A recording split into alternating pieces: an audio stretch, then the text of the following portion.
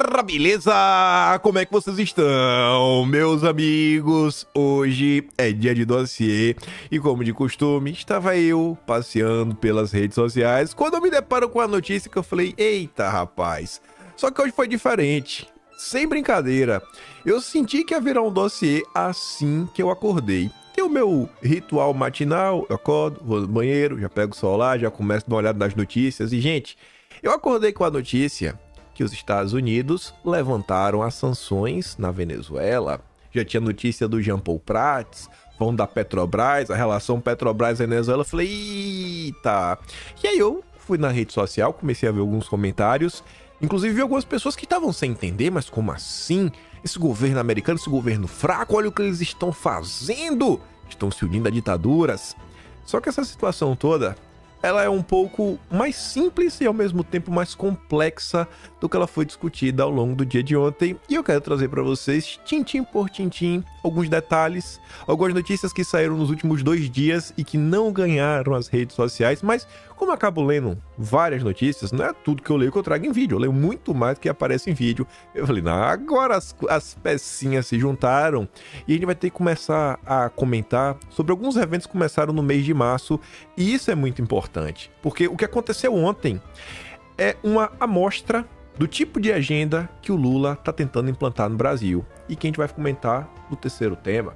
Quero mostrar outras coisinhas que o senhor Lula anda aprontando, que a Marina anda aprontando, o que a Procuradoria-Geral da Fazenda também andou aprontando nas últimas horas, assim, coisas sensacionais, e também trazer algumas informações de um relatório de indicações, não sei, não indicações, né?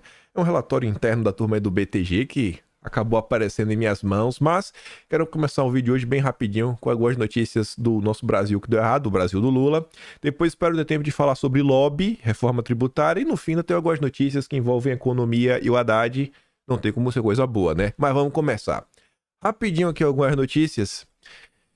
O Paulo Capelli ontem, do Metrópolis, divulgou ali uma notícia que a esposa do Randolph Rodrigues, que é advogada, ela foi nomeada para um cargo na Suprema Corte.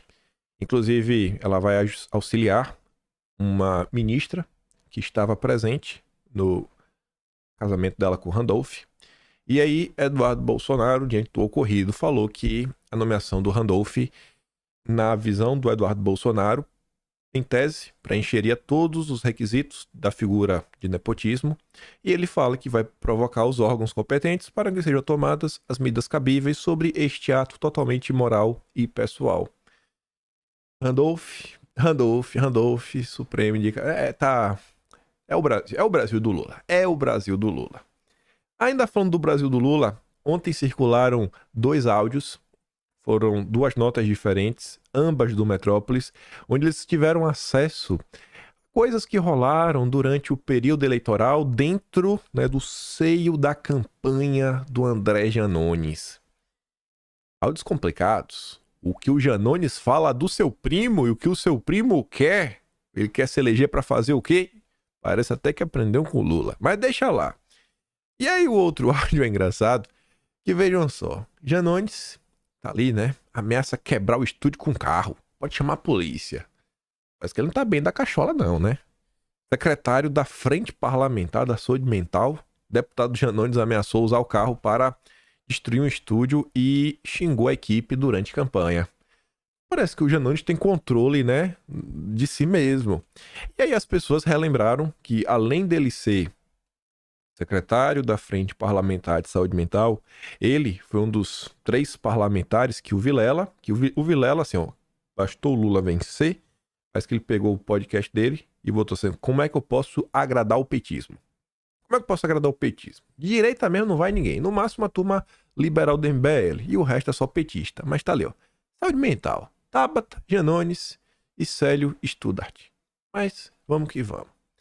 2 notícias rápidas aqui sobre segurança pública, cada uma pior do que a outra. Vocês devem ter visto isso daqui, mas quem não viu, saiba que uma menina de 6 anos filmou. Oh, meu Deus do céu, né? Abusada, vamos falar assim.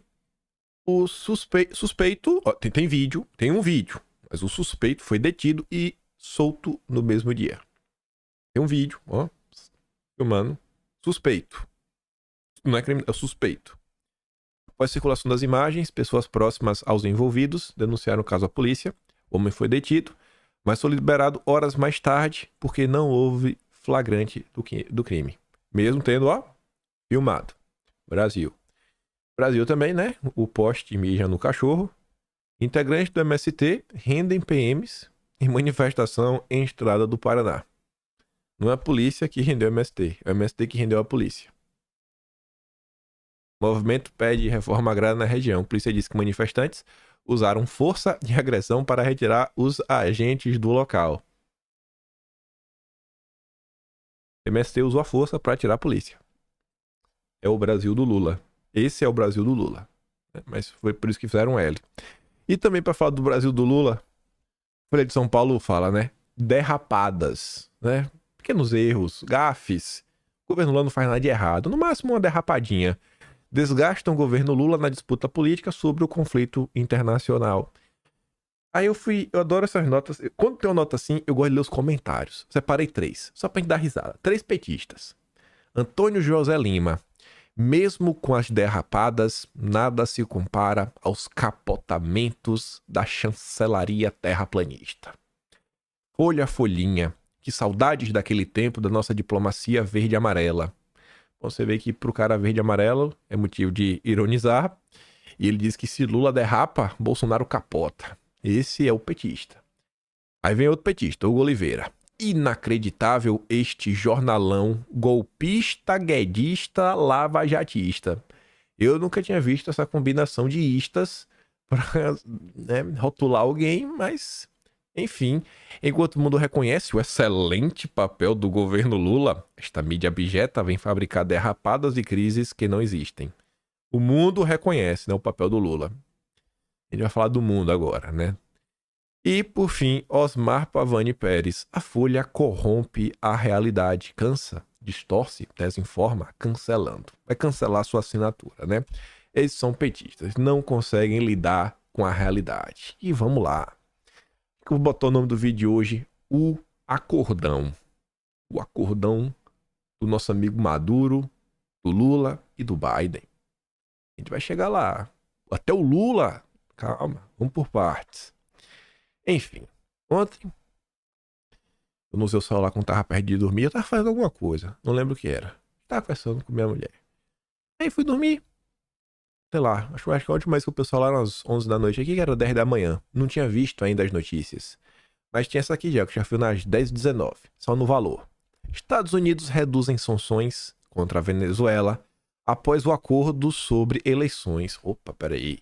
Então, os Estados Unidos e a Venezuela fizeram um acordo em torno das eleições para ter eleições livres, né? Vamos ver se esse acordo foi um acordo de verdade ou foi de fachada. Estados Unidos anunciaram que vão reduzir algumas sanções contra a Venezuela após o país sul-americano anunciar uma série de medidas que podem garantir a transparência das eleições no país. Um acordo firmado na quarta-feira entre o governo de Caracas e membros da oposição. Mas será que é a oposição ou será que é a oposição tipo MBL? Partido Novo, né? A oposição, a direita permitida, né? Aquela oposição que faz o L. Tipo Kim Kataguiri, que bate foto com a Gleisi Hoffmann, pede impeachment de Bolsonaro. Aí Kim Kataguiri e Lula fazem um acordo, né? É oposição, aquela oposição que vocês conhecem. Mas vamos lá. O Lula foi no Twitter. Não é o Lula, né? Alguém que usa a conta do Lula postou o seguinte tweet.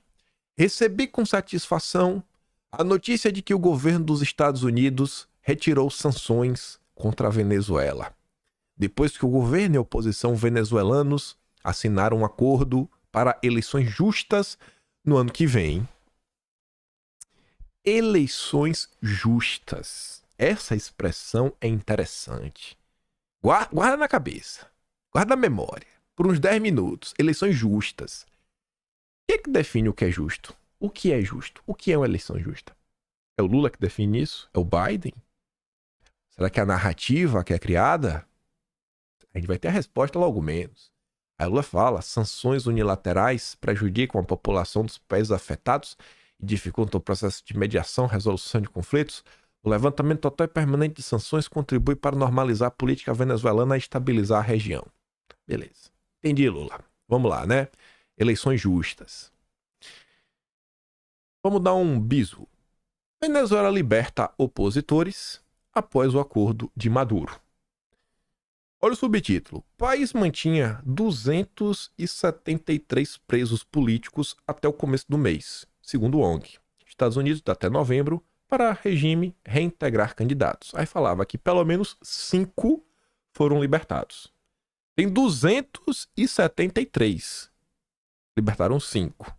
Tá faltando 268, mas tudo bem. Por partes, né? Vamos para os próximos dias. O acordo aí, o grande acordão. Pelo menos 5 foram libertados, depois do Maduro, assinar na última terça, um acordo com a oposição para realizar eleições presidenciais competitivas e passíveis de monitoramento por observadores internacionais em 2024. Entre os libertados da noite desta quarta estão o ex-deputado Juan Requesens e o jornalista e ativista Roland Carreño. Enfim, aí vamos voltar 2 dias no tempo. Foi ontem. Vamos botar 2 dias antes, dia 17. O Globo. Lula envia Celso Amorim, a Barbados, para reunião sobre eleições na Venezuela. E sobre a saída do Amorim, cada veículo de imprensa contou um pedaço da história. Deixei a melhor por último. Começando pelo Globo, fala que as eleições na Venezuela foram tema de conversa telefônica entre Lula e o Maduro na última segunda-feira. Os dois mandatários discutiram ainda a dívida dos vizinhos, as sanções econômicas aplicadas pelos Estados Unidos e o fornecimento de energia elétrica. Olha só, antes dos Estados Unidos suspenderem as sanções, o Lula ligou para o Maduro para falar sobre as sanções. Muito engraçado, né? Discutiram isso. O Maduro, meu amigo Biden me disse, tá tudo certo, vamos devagarzinho que a gente chega lá. Aí o G1 trouxe um pedacinho a mais. Acordo sobre eleição na Venezuela teve bênção do Brasil e deve sacramentar fim de sanções dos Estados Unidos sobre petróleo. Olha qual é a sanção petróleo. Ô, rapaz, o petróleo venezuelano. Maduro, meu amigo Biden, vem pro time do meu amigo Biden. E essa foi a melhor nota, porque o Celso Amorim, ele conversou com Igor Gadelha. Lula envia Celso Amorim para a reunião entre Venezuela e Estados Unidos. Aí tá ali, ó. A coluna, Celso Amorim afirmou que a participação do Brasil na reunião foi exigência do governo venezuelano. Vamos lá, ó. A expectativa é que no encontro os dois países firmem um acordo que prevê a redução das sanções impostas por Washington. Olha só, já tinha a expectativa de redução. O Lula já tinha ligado para o Maduro para avisar um dia antes. Meu amigo Biden deixou tudo pronto. Em troca de garantias sobre a condução das eleições presidenciais por Caracas previstas para 2024. Garantias de eleições justas. O que é uma eleição? Eu não sei. Eu não sei o que passa na cabeça do Lula quando ele fala isso. O que eu sei é que Celso Amorim, né, confirmou que já está em Barbados e, segundo ele, a participação do Brasil na reunião foi uma exigência da Venezuela, abre aspas, foi um pedido expresso do governo venezuelano. Lula, tu tem certeza, mas tu vai estar aqui comigo, então tu vai assinar comigo. Tu vai botar o teu dedinho junto do meu, porque eu vou confiar em tu, viu, Lula? Tu tá falando que o Biden é nosso amigo, então vou confiar. Aí olha que engraçado. Vamos voltar um pouquinho aqui agora para eleição justa. A gente tem mais coisa, não é só isso aqui não. A Folha não, a Veja, ontem, aí isso aqui já ontem, comentou sobre o ocorrido. Estados Unidos suspendem sanções à Venezuela após a libertação de presos políticos. A iniciativa ocorre mediante acordo histórico entre oposição e governo, né, do Maduro, que marcou eleições presidenciais para o segundo semestre de 2024, e fala que, apesar disso, ficou aquém das expectativas americanas. O acordão ficou aquém. O texto deixou de mencionar, por exemplo, a proibição imposta pelo governo venezuelano a Maria Corina Machado, líder da oposição, de concorrer a cargos públicos por 15 anos. Segundo a agência de notícia Reuters, os Estados Unidos consideram que se trata de um acordo parcial rumo a um roteiro eleitoral. Então esse grande acordão é da oposição, é do MBL, é da oposição, Bolsonaro não, viu? Só Kim Kataguiri. Kim Kataguiri pode disputar, Bolsonaro não, deixa ali. A oposição de verdade, não, esquece isso, deixa de fora. Vamos aqui ser feliz, meu amigo Biden. O importante é que o petróleo é nosso. A Amazônia também. Você tá entendendo qual é a jogada? Só que vamos voltar para ainda eleições justas. Vamos voltar sobre a exigência dos venezuelanos. Vamos também falar um pouco mais sobre a oposição permitida, a direita permitida da Venezuela. E a gente agora vai voltar um pouco no tempo, para a gente relembrar de alguns eventos que aconteceram ao longo do ano, figuras-chave. Em 8 de março, o perfil oficial do Maduro revelou para o mundo que quem tava lá? Aquele senhorzinho ali, ó, de cabeça branca, de barba. Celso Amorim. Celso Amorim. Aí depois que o Maduro revelou para o mundo, os jornais começaram a noticiar. Lula envia Amorim em missão secreta à Venezuela para ampliar a relação com Maduro. Mas será que o Amorim foi de forma secreta para a Venezuela só para bater um papo com o Maduro? Só para reaproximar o Lula do Maduro? Eles estavam separados para precisar reconectar? Isso daqui está no Atlas de março, página 272. Ainda na página 272, comento mais sobre isso. Governo Lula quer ser ponte entre Maduro e a oposição. Esse acordão do Maduro com a oposição permitida, com a turma do MBL da Venezuela, o Lula foi a ponte. E a mesma ponte tem que estar aqui na hora de assinar com Biden, viu? Tem que estar aqui, que é para chancelar. Aí eu comentava no Atlas em março. Além da agenda verde, parecia que o governo Lula queria ser uma ponte para levar a democracia para a Venezuela. Por trás de tudo isso, o que se comentava na época era a possível atuação do PT para aproximar Maduro do Biden e do Partido Democrata. E aí? O que foi acontecer ontem? O louco sou eu, né? Isso aqui tá escrito de março, viu? Acho que isso aqui é a diferença de um comentário, de uma opinião qualquer, de jogar pra torcida e fazer uma análise com base dos ocorridos. Tá ali, ó, escrito em março. Então acho que o Lula realmente aproximou, né? O Maduro do amigo Biden. Oposição. Olha o que a Folha de São Paulo contava. Celso Amorim vai à Venezuela e descreve cenário inédito de incentivo à democracia. Assessor de Lula esteve em caráter em visitas não anunciada pelo Itamaraty. Eleições e dívida bilionária estiveram na mesa. Eleição aqui, vamos ver, oposição, pá. Incentivo à democracia. Tem que incentivar.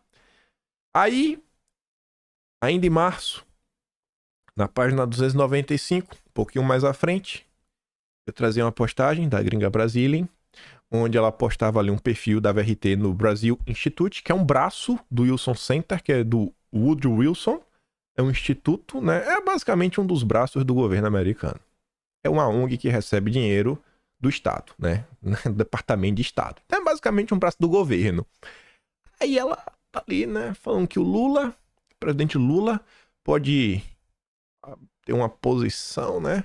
Internacional como estadista para encontrar um caminho para mover as coisas em prol dos venezuelanos e da região, diz o ex-embaixador americano no Brasil, Anthony Harrington. Ela falava, ó, não falei para vocês que os Estados Unidos estão utilizando o governo Lula para mexer na Venezuela? A visita da comitiva do Brasil foi sobre isso. Veja esse tweet do Wilson Center Brasil Institute, agência do governo americano. Lula poderá ter um papel em ajudar a encontrar e a avançar a situação na Venezuela. E aí, em março, eu comentava, mais denúncias contra o governo Lula surgiam na esquerda. Gringa Brasília, trazia um tweet da ONG Wilson Center, uma turma que a esquerda apontava a receber dinheiro diretamente do governo americano, que eles estariam utilizando Lula para criar pontes com a Venezuela. Sem o petróleo russo, o imperialismo teria que rever os seus inimigos, né? Tem quanto tempo que eu também estou comentando? Pelo menos desde março. Tá aqui registrado. Porque eu podia trazer a notícia, eu podia trazer o tweet mais bonito, né? O print, sem estar assim meio desfocado. Só que eu falei, pô, se eu trago o print meio desfocado, a turma ia ficar, né? Será que você realmente falou isso em março? Será? Tá aqui, ó, tá escrito. Tá escrito, tá datado, tá lá registrado em março. Vamos avançar um pouquinho mais. Maio, 2 meses depois. Olha o que o Amorim fala aqui, ó. Um incentivo à democracia inédito. Nossa! É muita democracia que eu estou vendo aqui na Venezuela, dizia o Celso Amorim. Aí, maio, lembra que o Maduro veio ao Brasil? Lula diz que Venezuela é vítima de narrativa antidemocrática e autoritarismo. O presidente brasileiro afirmou que cabe a Maduro mostrar sua narrativa para fazer as pessoas mudarem de opinião. O Globo comentava, Lula diz que encontro com Maduro é um momento histórico e critica a narrativa antidemocrática contra a Venezuela. O presidente brasileiro defende a entrada na Venezuela no grupo dos BRICS, grupo dos Estados Unidos, falta de dólares no país vizinho. Brigou com Biden. Aquela briga de mentirinha. Ó, o Celso Amorim vai de lá para ajudar na criação de uma narrativa. Eu nunca vi tanta democracia ao meu redor. Aí o que é que Lula disse? Que cabe ao Maduro mostrar sua narrativa. E vem trabalhando. Qual era a posição? Qual é a posição do Lula nisso tudo há muito tempo? Vários meses. É vender uma ideia para o mundo que na Venezuela as coisas estão mudando. Agora o Kim Kataguiri e a turma do MBL, Nando Moura, Danilo Gentili, tô pegando esses personagens porque no Brasil todo mundo conhece como eles se posicionam. É direita permitida para falar aqui, ó. Essa turma aqui agora vai poder disputar política. A direita permitida. Ainda no Atlas de Março, página 283, saiu uma nota. Por que o Brasil e outros países se reaproximam da Venezuela de Maduro? Aí eu comentava assim, ó. Porém, uma questão ainda mais importante poderia estar por trás da visita do Maduro e de todo o tratamento especial que lhe foi dado pelo Lula. Vai ter um motivo extra. Segundo o Globo, nas palavras de uma fonte que acompanhou de perto as articulações políticas no continente, se o Brasil não voltasse a ocupar um espaço importante na Venezuela, outros o farão. Por outros, entendam-se os comunas, País Vermelho, Rússia, Irã e Turquia. A Globo falava isso. Aí eu falava, peraí, aqui já entra o primeiro questionamento. Qual o problema disso? Porque, se Lula era o grande nome do Foro de São Paulo e, em tese, era um aliado dos BRICS, porque Lula seria contra os BRICS ocuparem um espaço na Venezuela. Ou Lula não era aliado dos BRICS, mas sim do imperialismo americano. O Globo falava, a turma tá se reaproximando da Venezuela porque tá com medo da Rússia. A turma tá se reaproximando da Venezuela com medo da Turquia, com medo do País Vermelho. Mas por que com medo? Não são países aliados do petismo? Ou o petismo não quer esses países por perto? Ou Lula quer que a Venezuela, na verdade, fique pertinha do amigo Biden? Do nosso grande amigo Biden. Estranho, né? Vamos lá. Aí continuava na página seguinte. Era no mínimo intrigante ver que Lula tentava afastar a Venezuela dos BRICS, exatamente no momento em que os americanos tinham interesse em reatar os negócios com os venezuelanos. Seria o Lula uma espécie de gatekeeper do imperialismo? Estaria Lula tentando validar a posição de democrata do Maduro para facilitar e justificar o processo de aproximar a Venezuela dos Estados Unidos? Para responder essas perguntas, sugiro a leitura do Atlas de Março, onde temos os relatos da visita de Celso Amorim à Venezuela, que naquele momento já demonstrava estar empenhado em mostrar para o mundo que a Venezuela era uma democracia e que estava pronta para voltar a fazer negócio com os americanos. Está escrito em maio. Vamos avançar um pouquinho mais. Se lembra que eu falei para vocês daqui a pouco? Gente, memoriza aí esse negócio de eleição justa. O que é uma eleição justa? O que é uma eleição justa? Eu falei isso, não foi à toa. Antes do Lula, usar essa expressão, eleições justas, quem usou? Ela. A mulher que por onde passa causa trepidações, conhecida dentro da esquerda por promover, né, conflitos híbridos. É aquele conflito onde você deixa de ser né, ferramenta e você começa a utilizar o tipo de aparato, seja econômico, seja um político, seja um midiático, para você prover uma desestabilização das nações. Estou falando dela, Victoria Nuland. No mês de maio, ela esteve no Brasil, ela concedeu entrevista para o Globo, a gente comentou, página 285 do Atlas de Julho. Esperamos que o Brasil influencie Maduro para permitir eleições livres. Ó, Lula, seu papel, viu? Mantenha o acordo de pé e siga avançando. Em entrevista exclusiva ao Globo, Victoria Nuland elogia a atuação do Lula na crise na Nicarágua e vê potencial de mediação no conflito com a Ucrânia. Aí eu falava. Aqui chegava, talvez, a entrevista mais importante e reveladora sobre o caso Venezuela. O Globo conseguiu uma entrevista exclusiva com a Victoria Nuland, a subsecretária de Estado dos Estados Unidos. Abre aspas, está na matéria do Globo. Esperamos que sim. Foi muito bom ver na Europa não apenas o regime de Maduro, mas muitos políticos da oposição trabalhando juntos.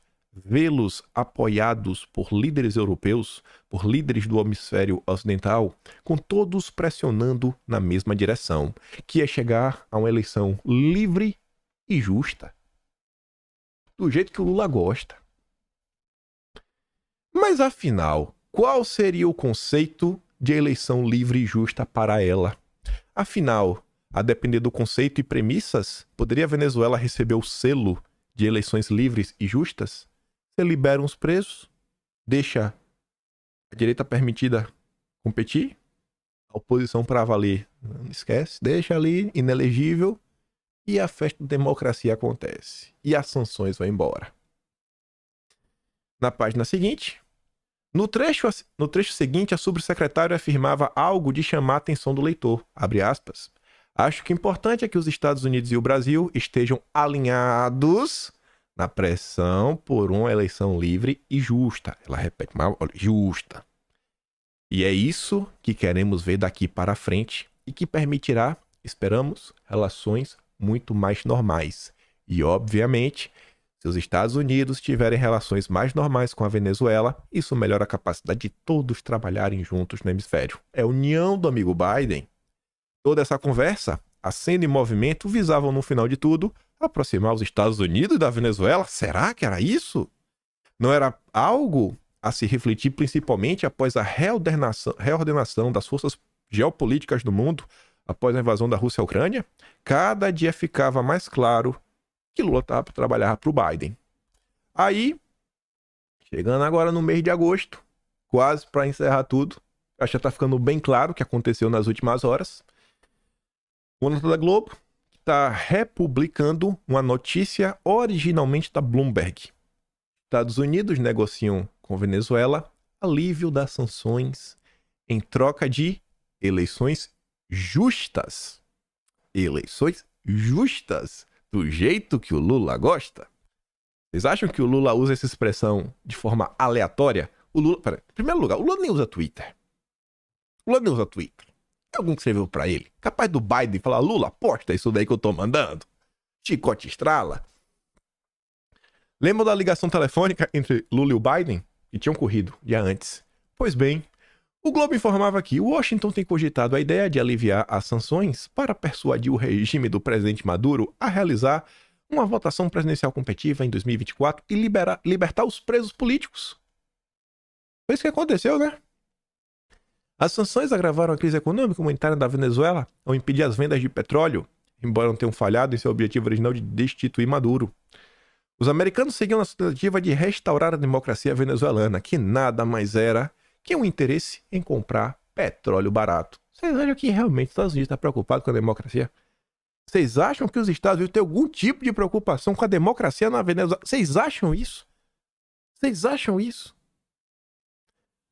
Assim, se tiver uma única coisa em termos de relações internacionais que todos os brasileiros deveriam ter dentro de si, sabe assim, internalizado, é Nenhum país é amigo de ninguém. Nenhum país está preocupado com a democracia, com o sofrimento. Não estão nem aí.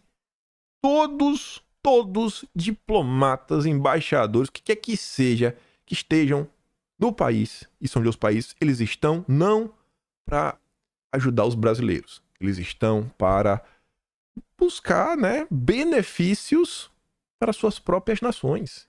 Mas ninguém, não tem ninguém do lado do Brasil. Mas ninguém. Tem talvez um político mais à direita em algum lugar, talvez ele tome alguma medida que pode atrapalhar os planos da esquerda. Mas no final do dia, a única preocupação dessa gente é com eles mesmos, gente. Não adianta ficar. Não adianta. Esquece.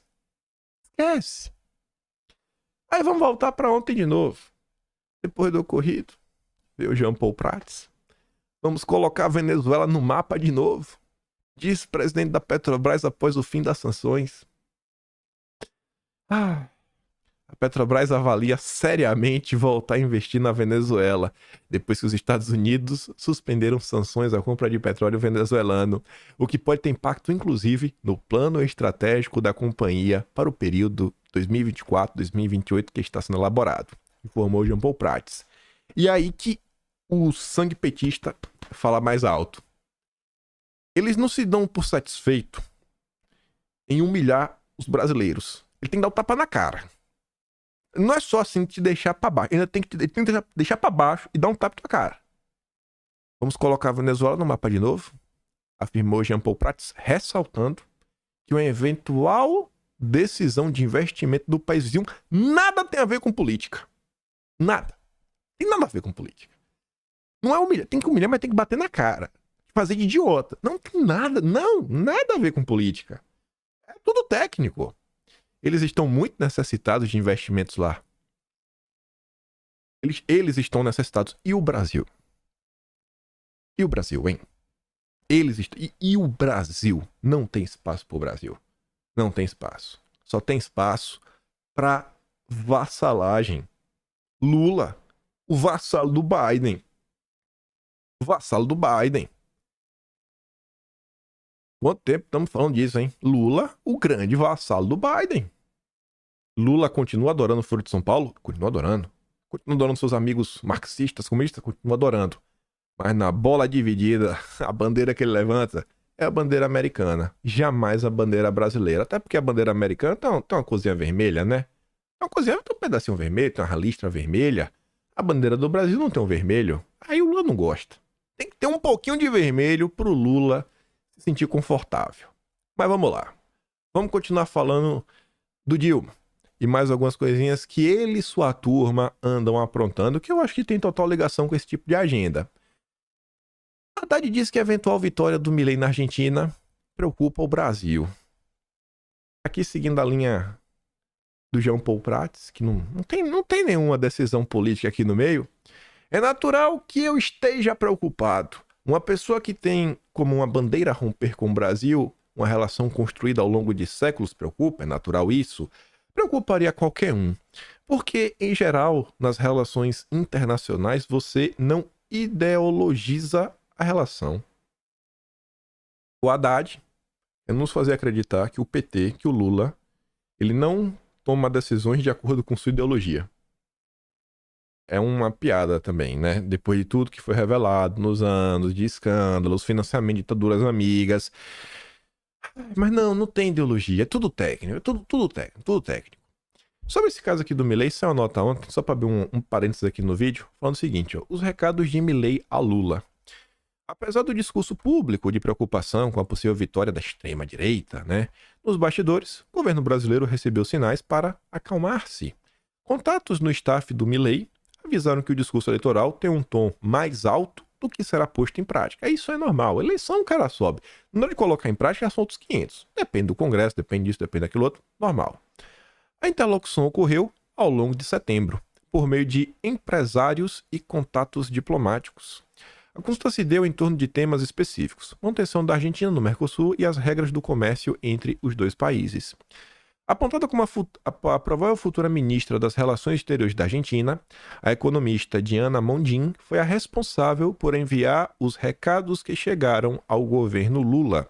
Nesses recados, segundo o auxiliar do petista, ela diz que seu país não pretende sair do Mercosul, mas reformá-lo, deixar de ser uma tragédia para ser um grande homem. Já sobre o comércio, prometeu ela, a relação será pragmática. E eu acho que vai ser, não vejo razões. A Argentina vai romper. Não vai romper os vínculos com o Brasil. Eles precisam comprar, precisam dos produtos brasileiros, etc e tudo mais. E sobre esse caso, eu de coração espero que os peronistas percam. Eu acho que quem vai derrotá-los é o Milei. Mas eu não acho que o Milei será o maná dos céus, né? Um cara... eu acho que ele vai implementar algumas políticas meio complicadas. Que eu mesmo discordo. Mas não, o peronismo não dá mais, né? Isso é uma certeza. Eu não consigo acreditar que tem alguém pior do que o peronista. Então, por mais que eu possa ter algum tipo de ressalva com isso, aquilo, outro, normalmente algumas políticas econômicas aí que o Milei propõe e algumas relações que ele vê na participação do Estado, ainda assim, eu não acredito que vai ser pior do que os peronistas da turminha do Foro de São Paulo, que faz o L com força, até porque o Lula tá apoiando, tá? A sua turma foi lá na Argentina dar um apoio. Então, não dá. Peronismo não dá. Mas vamos voltar pro Brasil. Nosso vassalo.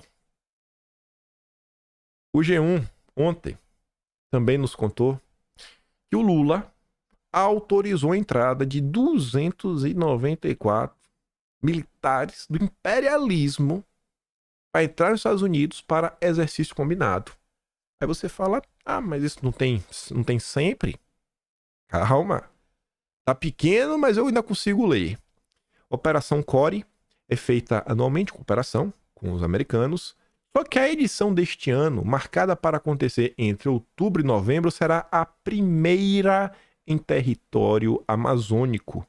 Nunca antes na história deste país um presidente deixou o imperialismo pisar na Amazônia. Agora o Lula deixou.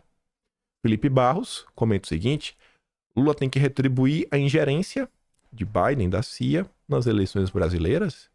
É a síntese do que se transformou boa parte da esquerda hoje, de supostos críticos do imperialismo norte-americano a capachos do Partido Democrata. E esse tipo de ação não só deixou a turma da direita, né? Falou assim, o que é que tá acontecendo, rapaz? Isso aqui é muito absurdo. Até pessoas que não são de direita, não vou falar, tá na esquerda. De direita não são. Isso aí não dá pra falar. Mas enfim, Rafael Machado não é um cara de direita. Não adianta. Isso aqui é inaceitável. Militares Yankees continuam tendo passe livre no Brasil e especialmente na Amazônia. O Brasil tem um relacionamento abusivo com os americanos. E nossos militares colaboram com isso. Ele recebeu um comentário do Farinazo falando: Almirante Stavridis, ex-comandante da OTAN, referente ao Brasil. Manchete, né? Admiral, blá blá blá. Tá falando o seguinte: as queimadas no Brasil são uma ameaça à segurança americana. Aqui foi em 2019. Agora não é mais, porque agora é o Lula. Agora não tem mais problema de ameaça do fogo. Não tem. Mas antes eles usavam qualquer coisa que acontecia para tentar desestabilizar o governo do Bolsonaro, porque não era um governo simpático aos interesses do famoso Deep State americano. O Rafael Machado responde ao Farinazo falando: ninguém entendeu ainda que o projeto geopolítico dos Estados Unidos é compensar as perdas na Afro-Eurásia, garantindo o controle total nas Américas. Perdeu o petróleo russo, vem buscar na Venezuela. Outros tipos de matéria-prima, sei lá, parques industriais, coisas mais simplórias, com mão de obra barata. Vamos tentar, traz pra cá. Vamos ali, quem sabe, na Venezuela, a gente faz mais umas coisinhas. O pessoal tá precisando. É isso. Perderam suas colônias, agora tá procurando novas. Não tem ninguém preocupado com o povo brasileiro, gente. Ninguém. Ninguém. Mas não tem ninguém preocupado com o Brasil. Ninguém. Mas ninguém mesmo. Aqui, ó. As ONGs. As ONGs não, uma específica, é o IPAM. Investe só 11% do Fundo Amazônia em ações práticas. Senadores acusam o IPAM de desviar verba para inflar gastos internos. Instituto diz que produção científica justifica o investimento. Baita produção. Aí vem o nosso Ministério Público Federal. O MPF pede a Lula que vete projeto de lei do marco temporal. Tem que vetar. Vetar, que viola os direitos dos povos originários. Lula tem até hoje pra vetar ou não. Hoje. E aí, Lula? E aí? Vai fazer o quê? Até o final do dia a gente vai saber. Amanhã a gente vai comentar. E ainda sobre a questão de marco temporal, olha a esquerda brasileira. Olha a esquerda pissolista. Projeto de lei deputado do PSOL sugere ano de 1.500 com marco temporal. 1.500. Ou seja, sua casa amanhã pode não ser mais sua. Porque, gente, nada desse país é seu. O grande problema disso daqui tudo é porque você só promove divisão na sociedade. A esquerda, ela não aceita que os índios são brasileiros. Elas não aceitam. É como se fosse, assim, outra nacionalidade. Talvez várias nacionalidades. Eles querem quebrar o país em pequenas frações. Não, tá escrito aquilo, outro, blá, blá, blá, blá, blá. Eu tenho certeza que você pega a Europa. Você pega outros países. Tinha alguém antes. O pessoal foi lá, tomou, construiu sua casa e ninguém fica com essa conversa. Só no Brasil que eles querem promover esse tipo de discussão. O pessoal tem suas terras. Eu acho que se você conversar com a maioria dos povos originários, você conversar com eles, não com seus representantes, muitas vezes ligados a ONGs, aquela turma que gosta de dar entrevista pra Rede Globo. Mas eu acho que se você conversar com o peão, não, o cara lá, o Oria Seco, o afegão médio, ele vai falar, cara, eu tô muito mais preocupado é como é que eu vou ganhar um dinheiro, como é que eu vou ganhar um trocado. Eu tô com essa terra gigante aqui, mas tô com dificuldade, não tá tendo comida, não tá tendo isso, não tá tendo aquilo outro. Mas vai explicar pra turma do Lula. A proposta foi aprovada nesta terça na Comissão da Amazônia e dos Povos Originários Tradicionais. Agora vai para CCJ. E vamos ver se vai passar ou não. Aí, vindo para o governo Lula, você lembra quando a gente discutiu sobre reforma tributária? Eu trouxe um termo que os tributaristas conhecem, mas nós, pessoas comuns que não lidamos com isso diariamente, acho que a maioria não conhecia, que se chamava extrafiscalidade. Era o termo. Esse termo é utilizado para utilizar de tributos para promover mudanças na sociedade, que sejam mudanças comportamentais, mudanças sociais, qualquer tipo de mudança, mudanças ambientais. E por que eu estou puxando isso? Porque essa é a justificativa por trás do imposto do pecado. Você cria o imposto do pecado, você aumenta o preço de alguns produtos para você desestimular que as pessoas usem.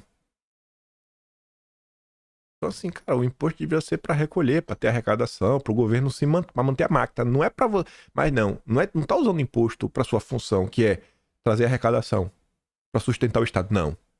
Isso daí, a função real é para as pessoas deixarem de ter, deixarem de usar, deixarem de comprar, deixarem de fazer.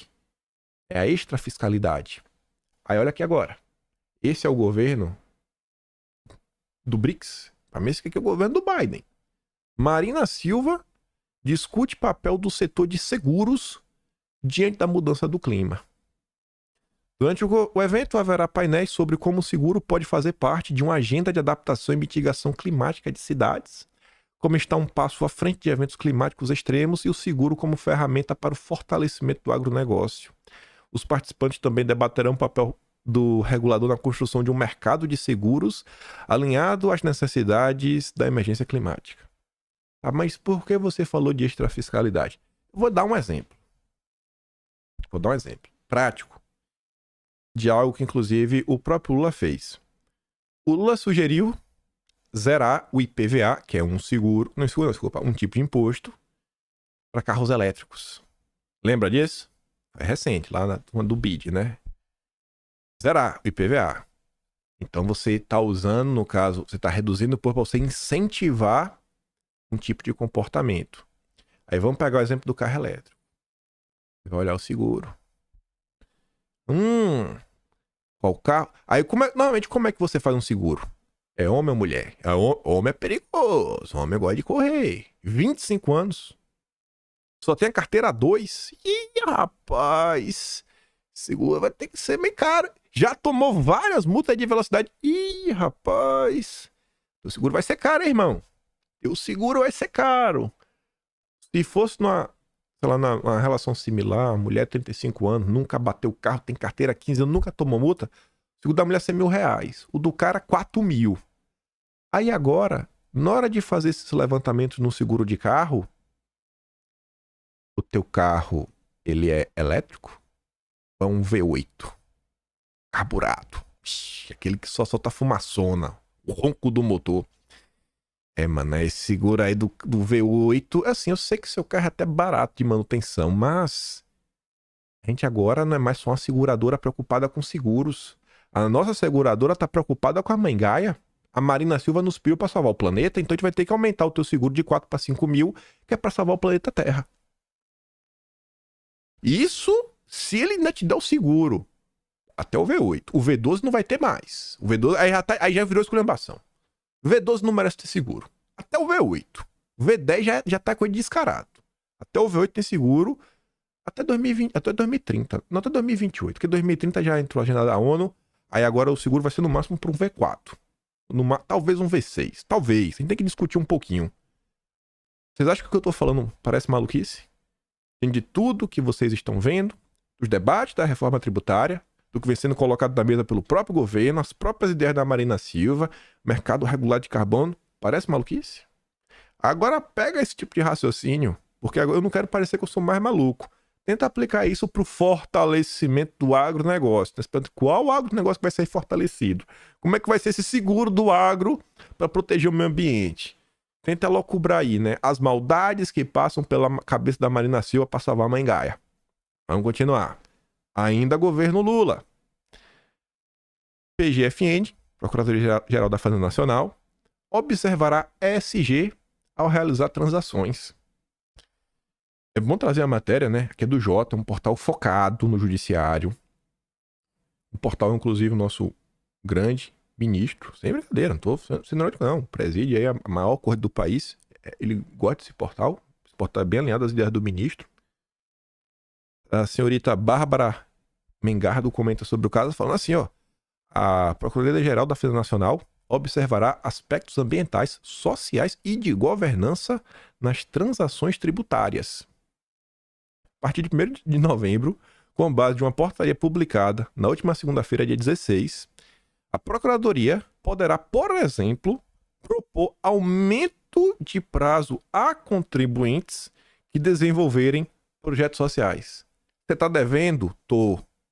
Você é SG? Sou. Não vai pagar, não? Não.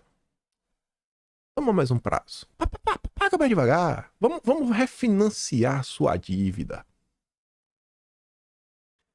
De acordo com o procurador, os aspectos ambientais, sociais e de governança serão observados tanto nas transações individuais quanto nas transações por adesão. Com base nesses critérios, a PGFN poderá, por exemplo, conceder maior prazo, flexibilizar as garantias. Os aspectos discricionários da transição serão pautados pelos efeitos benéficos ou maléficos que eventualmente discorrem da tributação, do acordo que for feito para a sociedade e para os aspectos de desenvolvimento sustentável. Traz benefícios para o desenvolvimento sustentável, tá? Então você vai ter um tratamento diferenciado. A medida é bem vista por tributaristas consultados pelo Jota, que é um portal jurista muito à esquerda. Houve preocupação, porém, com o subjetivismo que a norma traz. Ou seja, o que é, né? O que é bom para a Mãe Gaia, para a sociedade? Quem que julga isso? Quem que julga o que é bom e o que é mal? As pessoas ficam assim meio, né? Cabreira. Já o advogado Felipe Kneip Salomon, do Levi Salomon Advogados, teme que a observância aos princípios passe a ser uma condicionante a novos acordos. Dada a subjetividade da norma, há uma preocupação de que a adoção de políticas ESG passe a ser uma condicionante de novas transações.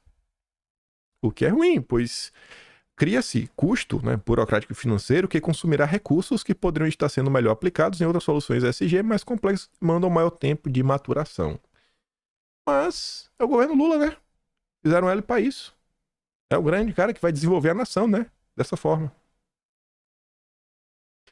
Aí, para mostrar também com exemplos práticos o que acontece no dia a dia. Carteira recomendada. BTG. ESG Equity Research. De outubro agora, viu? Você aí que...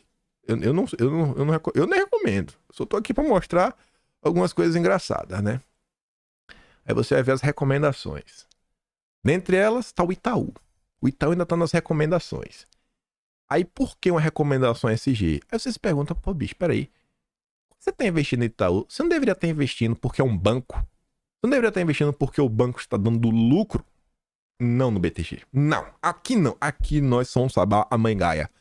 Você deveria investir no Itaú porque na frente ambiental, o Itaú está comprometido em reduzir suas emissões de carbono de escopo 3 em 50% até 2030 e se tornar-se net zero até 2050. Uau! Nossa, eu vou ganhar muito dinheiro com isso, né? É uma informação que você tem a certeza que você vai ganhar dinheiro. Não, não tem nenhuma. Não tem nenhuma. O que isso pode influenciar na hora de tomar uma decisão de investimento? Meu Deus do céu! Outro aspecto, né, para justificar o investimento. Até 2050, o Itaú planeja ter de 40% a 45% de mulheres em cargos de liderança, juntamente com 50% de representação em novas contratações. E vai dar lucro o banco? Vai? Não sei. Aqui o que importa é ser SG. Santos.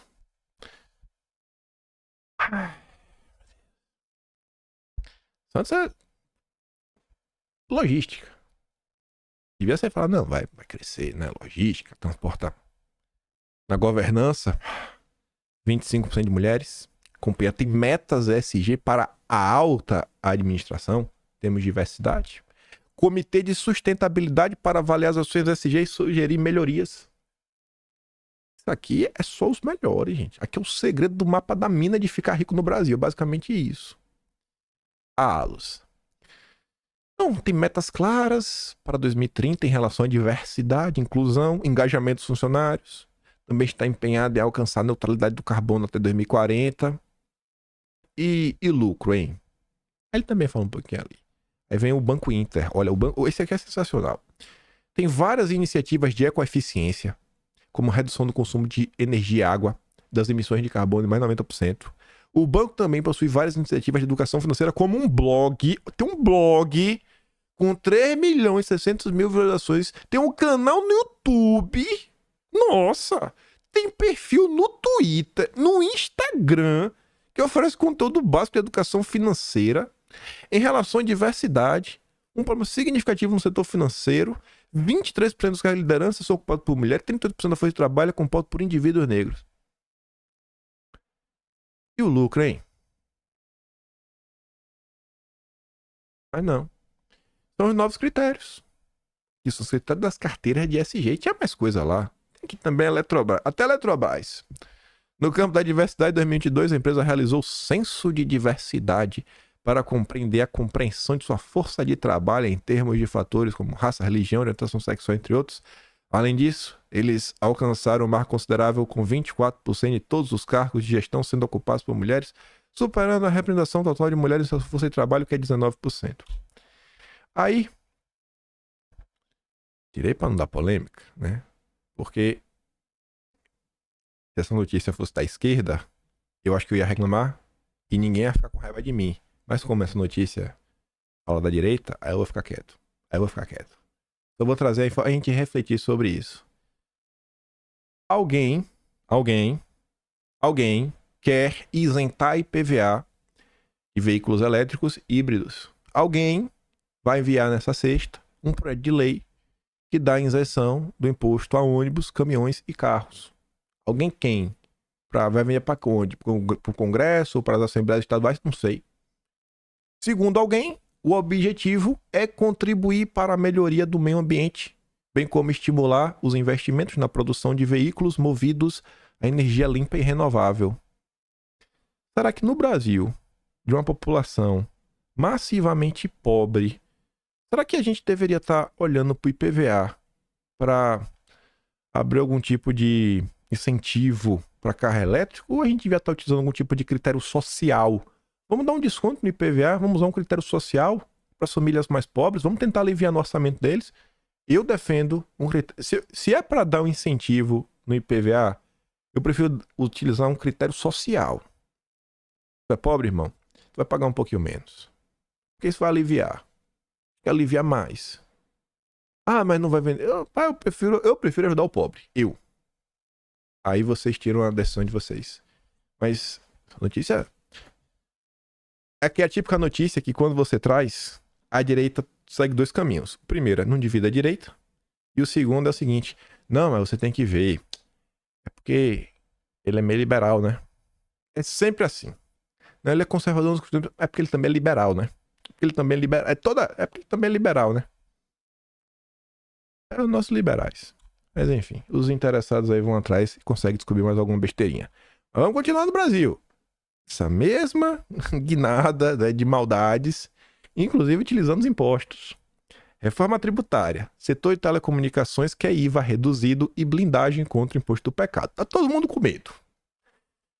Aí o setor de telecomunicações intensificou as negociações em torno de dois pleitos principais, ser incluído na lista de alíquotas reduzidas do novo IVA e se blindar contra a incidência do imposto do pecado. Aí eu fiquei me perguntando, cara, por que telecomunicações, telefones, por que essa turma precisa estar com medo do imposto do pecado? O imposto do pecado não é porque ia fazer mal à saúde e meio ambiente. O que é que tem a ver a ligação telefônica? Eu não sei. Ou o imposto do pecado não vai ser utilizado só para isso? Será que o Lula... Não é possível que o Lula faria isso com o Brasil? Não é possível que o Lula iria desvirtuar o imposto para aumentar sua própria arrecadação. O temor é que esse novo tributo acabe tendo a sua função regulatória desvirtuada devido à necessidade arrecadatória do governo. A consequência seria uma cobrança mais abrangente, com foco em segmentos que garantem receitas elevadas aos cofres públicos. A preocupação em relação ao imposto do pecado também é compartilhada pelos segmentos de energia elétrica, derivados de petróleo, combustíveis e minerais. Isso porque na nova redação do artigo 155 do texto aprovado na Câmara, afirma que esses bens e serviços não serão taxados por nenhum outro imposto, à exceção dos que incidem sobre importação e exportação, do IBS e do seletivo. Ou seja, a redação diz: você não pode tributar por nenhum desses, a não ser o imposto do pecado, o IBS e importação e exportação. Ou seja, você pode utilizar o imposto do pecado. A interpretação das empresas é, portanto, que a PEC deixa a porta aberta para eventual sobretaxa, ainda sem alíquota definida. E ninguém sabe. Vai ser que não sei. Vai que o Lula tá precisando de dinheirinho, hein? Pra fechar as contas. O Haddad, aumenta o preço aí, Haddad. Bota torando, bota pocando no povo. Aí, além de telecomunicação, tava ali falando, o setor de energia tá preocupado. A gente vai ter que pagar imposto do pecado. O Eduardo Braga falou que não. Mas calma, porque não é, tem que ver, né? Qual é a energia? Qual a energia? Eu sei que petróleo, gasolina é energia, mas aí é combustível, é diferente. Braga sinaliza que o setor de energia poderá ficar de fora do imposto seletivo na reforma tributária. O de energia fica fora, que ele fala, pô, a matriz energética brasileira é muito limpa, 92% limpa, a gente não pode penalizar por 8%. Só que tem uma dúvida em relação aos combustíveis. Combustível eu tenho dúvida, né? Na minha opinião, recursos naturais não renováveis devem ser taxados em impostos seletivos. Ou seja, gasolina, diesel. Se prepara que o Lula tá vindo. Reforma tributária. Combustível fóssil e mineração estão na mira do imposto do pecado. Ó, mineração é aquele vergalhão que tu compra pra fazer uma reforminha na casa, viu? Mineração é aquele metal que usa para fazer o garfo, a faca, e todos os utensílios que na casa do pobre tem, viu? Uma forma de assar bolo também. Então, se você vai tributar isso, significa que você vai pagar mais. Não é o Lula vai fazer isso? Vocês acham que não? Vocês acham que não? Depois de tudo vocês viram aí agora?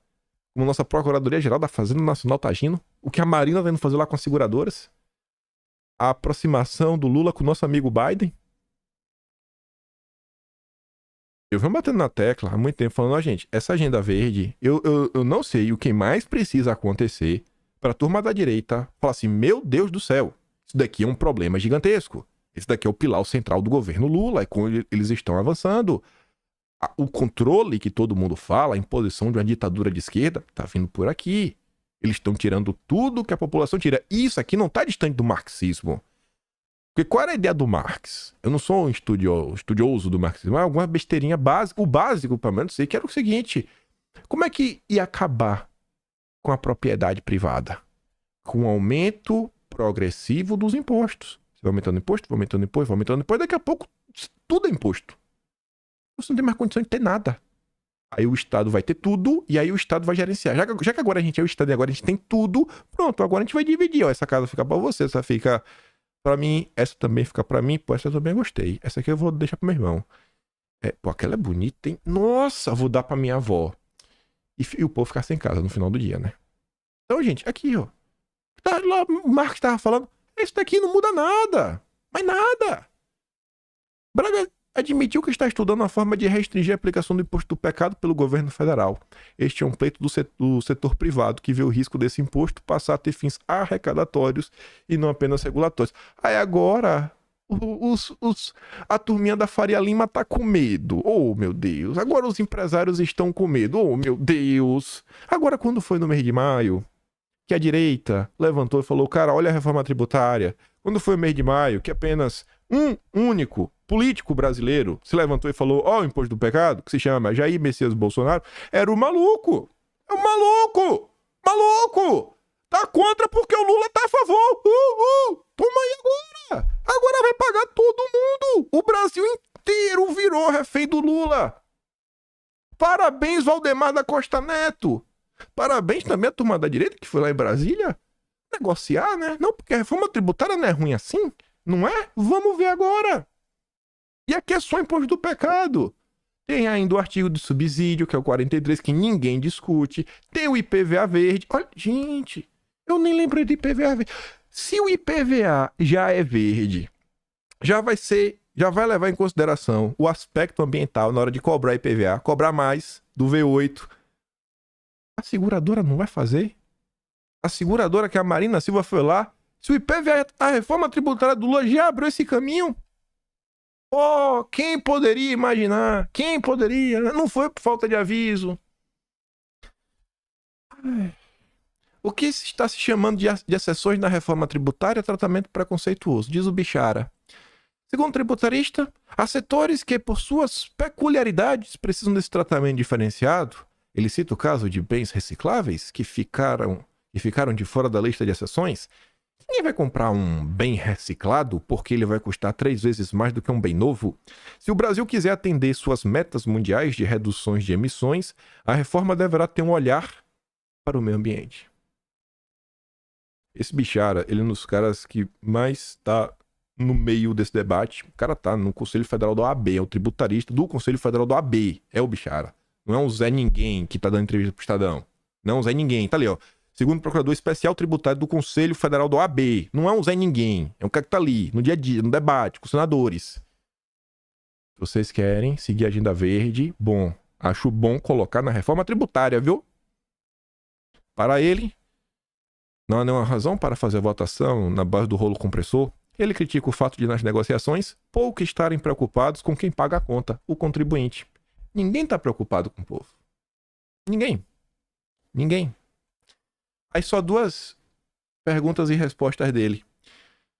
Mas com muitos setores com alíquotas diferenciadas, o imposto vai aumentar para os demais que ficarão com a alíquota padrão? Aí ele fala assim, por exemplo, o imposto do pecado que vai incidir sobre bens prejudiciais à saúde e meio ambiente. O impacto necessariamente pressupõe a definição desses setores, o que não aconteceu. Não dá para fazer a conta.